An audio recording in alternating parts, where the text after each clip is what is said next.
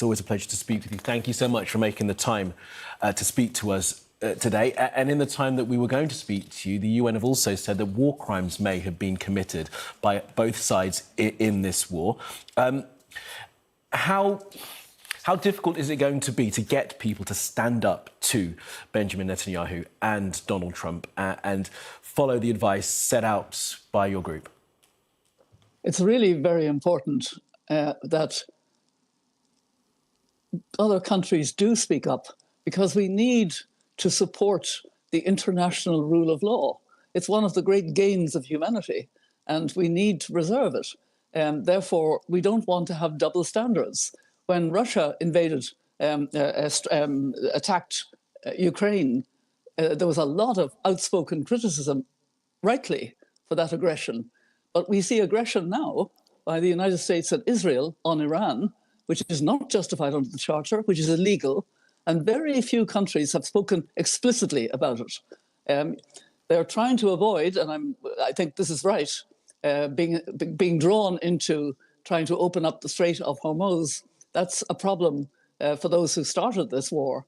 But the double standards are very clear to the world. And I have to say, you know, the foreign minister of Oman has spoken very clearly, because he knows that there was a new and substantive proposal on the table by the Iranians during the negotiations. And instead of continuing with that, all of a sudden there is this military attack, which is unjustified under international law. And governments must be prepared to speak out about that.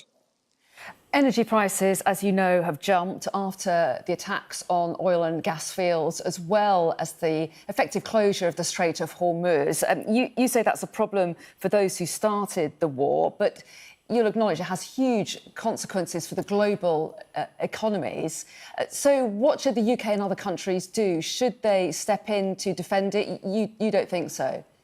Well, yes, those oil and gas prices affect the poorest countries most. So the elders are very concerned about it. It's one of the consequences of this war. So the sooner this war is brought to an end, the better.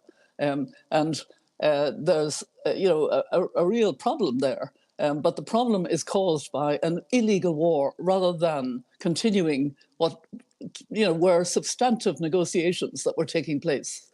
And, the truth is, the rule of law is a human construct. It's a wonderful gift that earlier generations gave to us that we must conserve by being very clear in not being in breach of rule of law and in speaking out when there is an aggressive, illegal attack, as is the case here. Of course, we do not support the regime in Iran, and I acknowledge that the UN has said both sides may be guilty of war crimes, and the repressive regime has been terrible in Iran, but that does not justify an aggressive attack contrary to the UN Charter.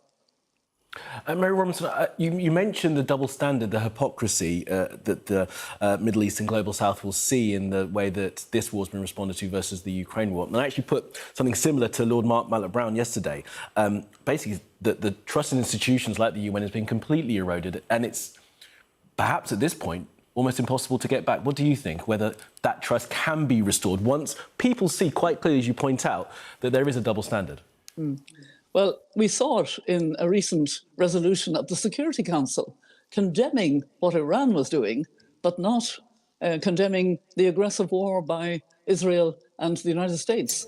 That really saddened me. The elders were very supportive of the UN. It always needs reform. It's not a perfect institution, but it is a very important body in the world. And we need to see proper standards. And that was a sad day for the Security Council when it passed that imbalanced resolution, to say the least of it. And this is all part of an erosion that's going on that does concern us very much. We don't like having to issue statements, but as elders, we really feel very strongly somebody has to speak out and speak up. And we welcome those who do, like, as I mentioned, the Foreign Minister of Oman, who's in a very good position to know the truth. Benjamin Netanyahu last night said that the war will end a lot faster than many people think. Donald Trump has also said that it'll end soon. What's your view? When do you think this will end, and how do you think it'll end? I hope it will end very soon. It's an aggressive, illegal war. It should end. It should end by the perpetrators of it stopping. The war is causing such deaths in Iran itself, in Lebanon.